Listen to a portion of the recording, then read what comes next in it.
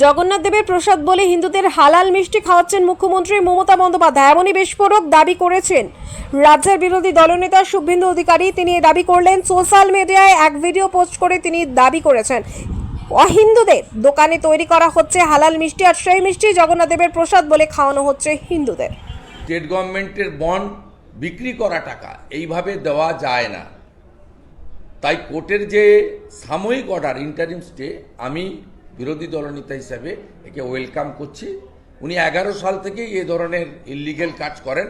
এই প্রথম কোর্ট একটা অঙ্কুশ লাগালো এবং আটকালো। It's a welcome verdict, interim verdict. Secondly, যদি ভাতা দিতেই হয় তাহলে 2016 সালে গ্রুপ সি ডিতে যতজন অ্যাডমিট কার্ড পেয়েছিল প্রত্যেকের ভাতা দেওয়া উচিত। ওনার যদি টাকা এত বেশি থাকে, আমি বলবো যে তিনি যদি দিতেই চান, কেন অন্যরা নয়? কেন কেবলমাত্র সুপ্রিম কোর্টের নির্দেশে যাদের চাকরির চ্যুতি হয়েছে সাময়িকভাবে তাদেরকে কেন দিয়েছেন? অতএব কোর্ট ঠিকই বলেছে, সরকারি টাকা এইভাবে দেওয়া যায় না। তবে মমতা বন্দ্যোপাধ্যায় কোর্টকে মানবেন কিনা আমি জানি না।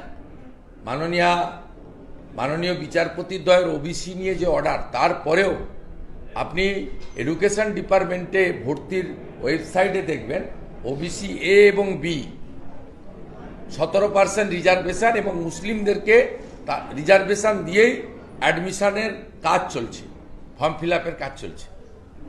আজকে 4 দিন হয়ে গেল যে ভার্ডিক্ট দিয়েছেন মাননীয় বিচারপতিদ্বয় তপব্রত বাবু এবং রাজাশেখর বাবু, সে অর্ডার এখনো মানেনি।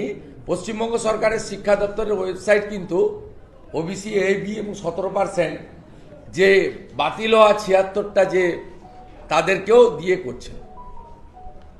ওদের মানবে কিনা জানি না। আমি তো কোর্টের অর্ডার নিয়ে মহেশতলা গিয়ে যে দৃশ্য সামনে দেখে এসেছি, কোর্টকে মানে বলে আমার জানা নেই। এবারে বাকিটা কোর্ট এবং জুডিশিয়ারি তো আমাদের কনস্টিটিউশনাল মেন পিলার, তারা ঠিক করবেন। তাদের হাতে অনেক ব্যবস্থা আছে, তারা কোর্ট কমপ্লেন করবেন। মমতা ব্যানার্জি ভালো করে জানেন যে কোর্ট কমপ্লেন হলে ব্রাত্য বসু বা মমতা ব্যানার্জি বা তার ভাইপো কেউ জেলে যাবে না। কোর্ট কন্টেম্প্ট হলে চিফ সেক্রেটারি জেলে যাবেন, ফিনান্স সেক্রেটারি জেলে যাবেন, এডুকেশন সেক্রেটারি জেলে যাবেন। অর্থাৎ এরা জেলে যাওয়ার জন্য প্রস্তুত হন, ব্যাগ গোছান। আপনাদের তো শিরদড়া সব খুলে রেখে বাড়িতে এসে আপনারা নবান্নতে বা বিকাশ ভবনে বসে আছেন। স্বাভাবিকভাবে আপনাদের এই পরিণতি হবে। এবং যেভাবে টালা থানার ওসি গ্রেপ্তার হয়েছিল, আইপিএসদের প্যারেড করিয়েছিল তার বাড়িতেই পাঠিয়ে, যে মুখ খুলবেন না, আপনাদের সঙ্গে মুখ্যমন্ত্রী আছেন। এখানেও মুখ্য সচিব, অর্থ সচিব এবং শিক্ষা সচিব গ্রেপ্তার হলে তাদের বাড়িতে গিয়ে বলবেন তোমাদের স্ত্রীকে কোনো চাকরির ব্যবস্থা করে দিচ্ছি, তোমরা আপাতত কয়েকদিন জেল খেটে নাও।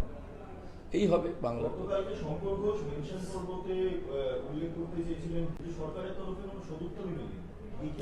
সরকারের কোনোটাই সদুত্তর নেই। বিধানসভাটাকে কার্যত দশকর্মা ভাণ্ডারে পরিণত করেছে। এবং এই বিধানসভাতে কালকে যে সিদ্ধান্ত স্পিকার দিয়েছেন, আমি সিউড়িতে ছিলাম, আমি প্রথমার্ধে বিধানসভা করেছি, তাতে দেখেছি যেভাবে বলেছেন তাতে তো পরিষ্কার বোঝা যাচ্ছে এরা আইন কানুন মানে না। টাইম হয়ে এসেছে, আর একটা সেশন হবে, উইন্টার সেশন, তারপরে এরা থাকবে না। গতকাল যে ঘটনা ঘটলো, আপনি ওই মানে আপনার সময়ও একই জিনিস করা হয়েছে মহেশতলাতে, একই জিনিস আমার ওখানে 3 বার হয়ে গেছে।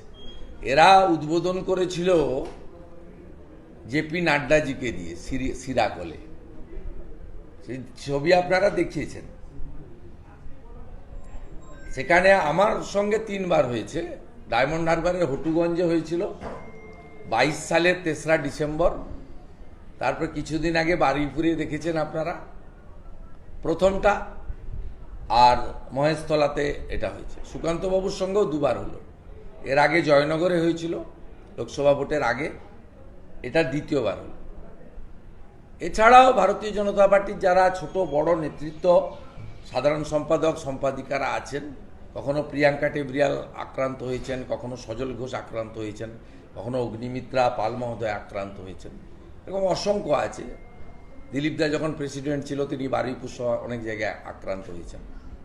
ওই জেলাটা কমপ্লিটলি একেবারে জিহাদি, জঙ্গি, এদের গুন্ডাদের হাতে চলে গেছে, সঙ্গে পুলিশ।